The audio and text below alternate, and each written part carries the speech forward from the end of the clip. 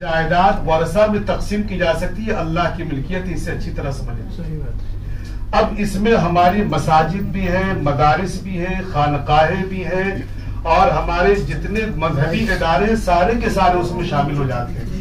अब अगर ये दरगाहें भी, अब अगर इस तरीके की कोई ऐसा अमेंडमेंट आवे, कोई ऐसी तरमीम की जाती है जिसमें गैर मुस्लिमों की शमूलियत है, तो गोया हम उसको बराह रास्त अपने इन कामों में शामिल कर रहे हैं, जबकि ऐसा होता नहीं है। हिंदुस्तान के कानून नहीं है। हिंदू एंडोमेंट बोर्ड्स हो, चार धाम कमेटी हो, सिख गुरुद्वारा बंधक कमेटी हो, किसी मुसलमान नहीं है। फिर यहाँ गैर मुस्लिमों को लाने की क्या बात होती है?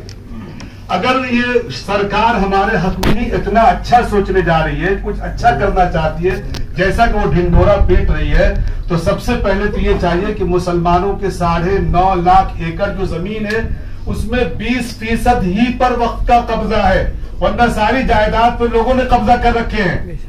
और जिस पर हमारा कब्जा है उसका सही भाड़ा भी हमें नहीं मिलता, सही रेंट भी हमें नहीं मिलता।